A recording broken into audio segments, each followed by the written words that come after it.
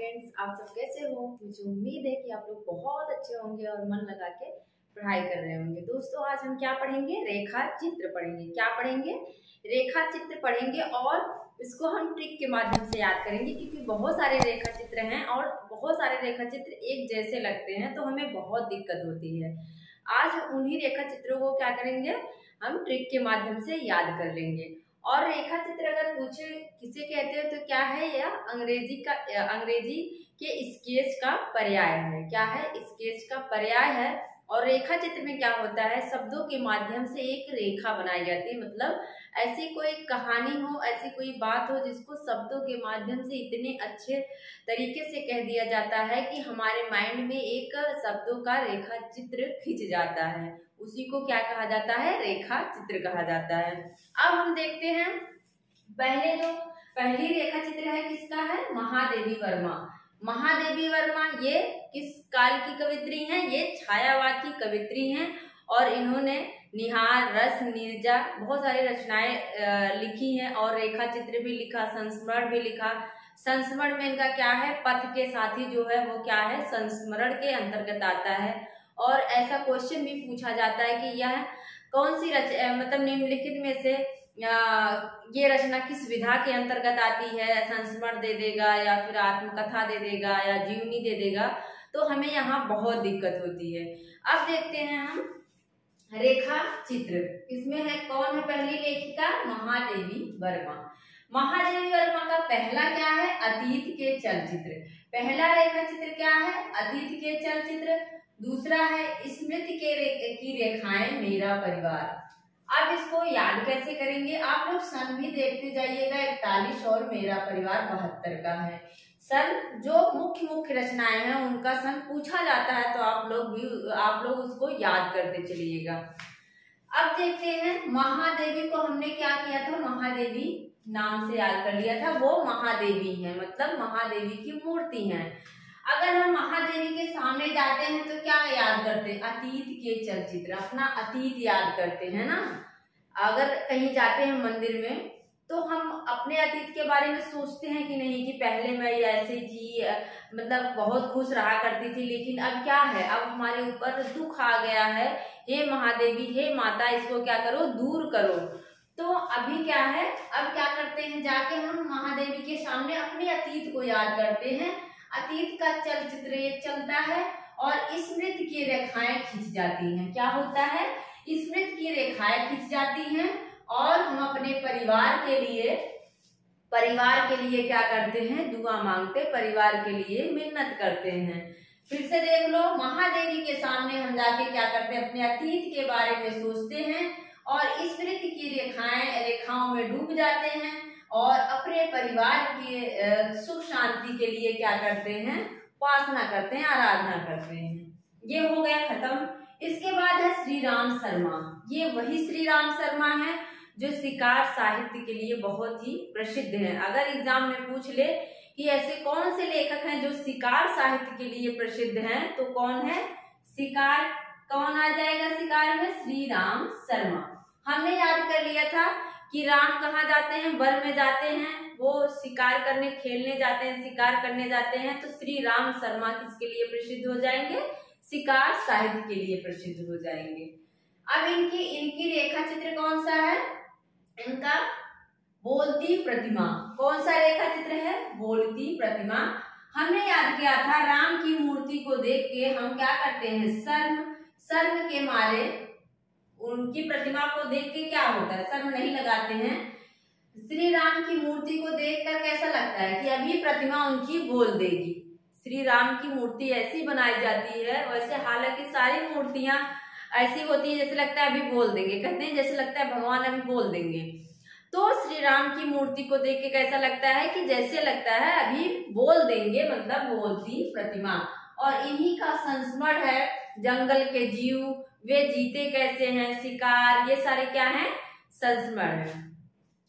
राम वृक्ष बेनीपुरी। तीसरे नंबर पे कौन है? राम वृक्ष बेनीपुरी है। ये वेरी इंपॉर्टेंट है, आप लोग याद रखना, मोस्ट इंपॉर्टेंट है। माटी की मूर्तें, लाल तारा, गेहूं और गुलाब, मील के पत्थर। हमने याद कर लिया था कि राम वृक्ष, वृक्ष के नीचे हम जाके क्या कर रहे हैं, मिट्टी की मूर्ति बनाते हैं। वृक्ष के नीचे जाते हैं, बचपन में सभी लोगों ने मिट्टी का खिलौना बनाया होगा जो लोग गांव में रहते हैं। तो वृक्ष के नीचे हम जाते थे, पेड़ के नीचे खेलते थे और वहां पे क्या करते थे, मिट्टी का खिलौना, मिट्टी की मूर्तें बनाते थे और उसको लाल तारे से क्या करते थे, लाल कलर से कलर कर देते थे, रंग देते थे। उसमें गेहूं और गुलाब भी लगाते थे, गेहूं और गुलाब। उसमें क्या करते हैं, जो खिलौना बनाते हैं उसमें गेहूं, उसको सुंदर दिखने के लिए क्या करते हैं, गेहूं और गुलाब भी चिपका देते हैं और वहीं पे मील का पत्थर भी रख देते हैं। देखते हैं ना बच्चे जब खेलते हैं तो क्या क्या बहुत सारा कूड़ा कबाड़ ऐसे रख के अपना खिलौना बनाए रहते हैं। तो वहीं से मैंने ये ट्रिक बनाई थी। हम वृक्ष के नीचे जाकर मिट्टी की मूर्तें बनाते हैं, उसको लाल रंग से रंग देते हैं, गेहूं और गुलाब भी उसमें लगाते हैं और मील के पत्थर भी वहीं होते हैं।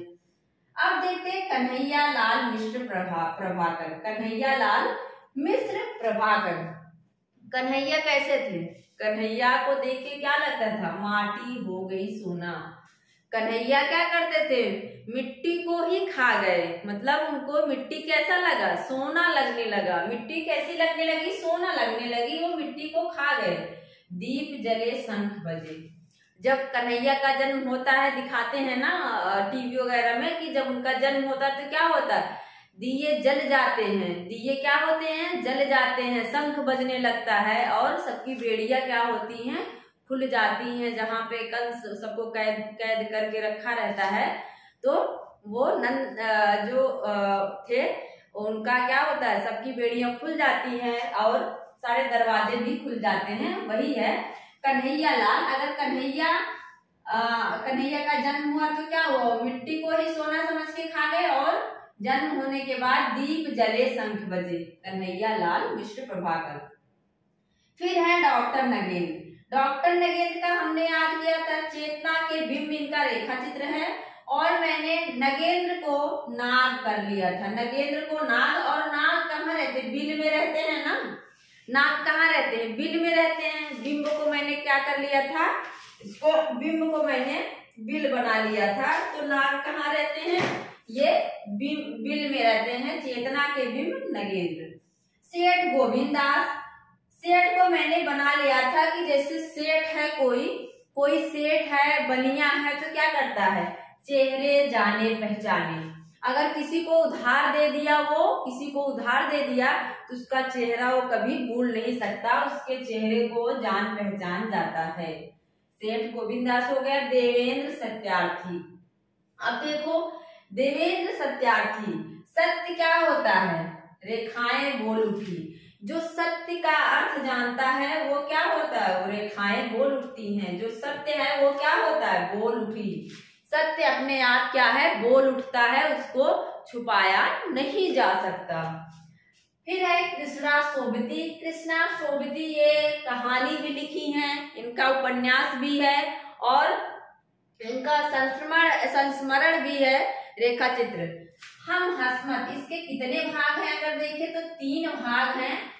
अगर दूसरा पूछे, दूसरा और तीसरा भाग क्या है, संस्मरण है। दूसरा और तीसरा क्या है, संस्मरण है। लेकिन भाग 1 अगर पूछता है तो आप लोग क्या बताएंगे, वो रेखा चित्र है।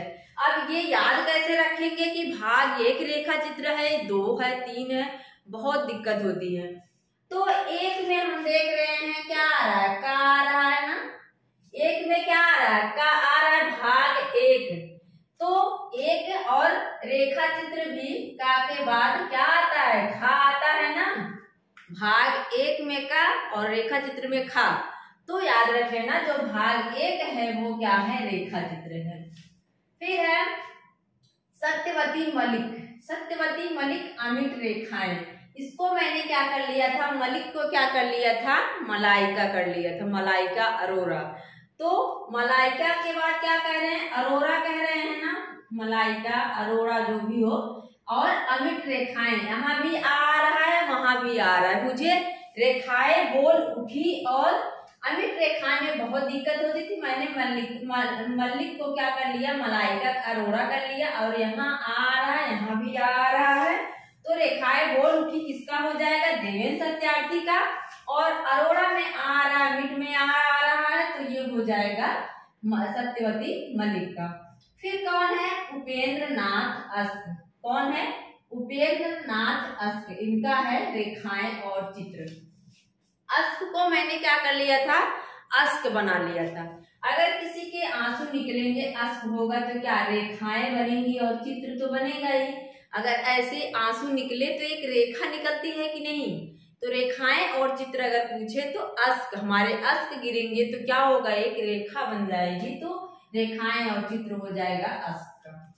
फिर है विष्णु प्रभाकर। विष्णु प्रभाकर का है कुछ शब्द कुछ रेखाएं, कुछ शब्द कुछ रेखाएं। जब सुबह होती है तो हमें, जब प्रभाकर मतलब प्रभा मतलब सुबह हो रही है, प्रभात हो रहा है, तो क्या होता है, कुछ दिखाई देता है, कुछ नहीं दिखाई देता। मतलब कुछ शब्द दिखते हैं, कुछ रेखाएं दिखती हैं। यहाँ से ये याद हो गया। जगदीश चंद्र माथुर, इनका क्या है, 10 तस्वीरें 63 में है।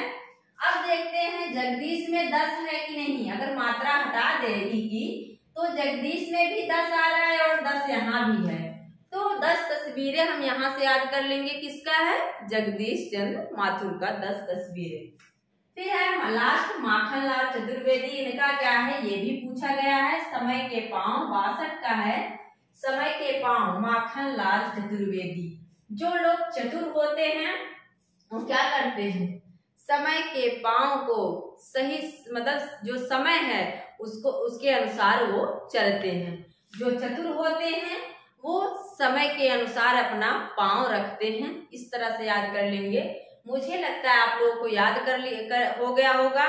मैंने तो ऐसे ही याद कर किया था, क्योंकि इतनी सारी रचनाएं हैं, बहुत दिक्कत करती हैं, कैसे याद करें, कैसे याद हो। तो आप लोग भी ऐसे याद कर सकते हैं। अगर नहीं याद हुआ है तो आप लोग दोबारा इसको देख लेंगे, और जिसकी मतलब देखने के बाद आपका क्या हो जाएगा, अच्छे से याद हो जाएगा। और इसी तरह वीडियो देखने के लिए आप लोग मुझसे जुड़े रहिए। और मेरा जो मैं वीडियो अपलोड कर रही हूँ उस पर व्यूज बहुत कम आ रहे हैं। मुझे लगता है कि मैं जिस तरह से पढ़ा रही हूँ किसी को पसंद ही नहीं आ रहा है, तो मुझे काफ़ी ज़्यादा, मतलब मैं डीमोटिवेट हो रही हूँ। तो प्लीज़ दोस्तों ऐसा बिल्कुल मत करिए, क्योंकि अगर कोई भी इस तरह पढ़ रहा है तो उसको पता होगा कि मैं क्या पढ़ा रही हूँ और कितना अच्छी तरह से पढ़ा रही हूँ। अगर आप इस तरह से पढ़ेंगे तो जरूर आपको एग्जाम में क्या है, फायदा मिलेगा। क्योंकि इसी तरह पढ़ के मैंने बहुत सारे एग्जाम को पास किया। जीआईसी में मैंने एग्जाम दिया, उसमें भी मेरा हुआ, पीजीटी दिया, और एडेड जूनियर में भी, और मेरा जेआरएफ भी है। तो बार बार ये सब बताना अच्छा नहीं लगता। आप लोग इस तरह से पढ़िए और देखिए, इसका कुछ ना कुछ फायदा जरूर मिलेगा। तो मेरा पूरा वीडियो देखने के लिए आप लोगों का बहुत बहुत धन्यवाद। Thank you.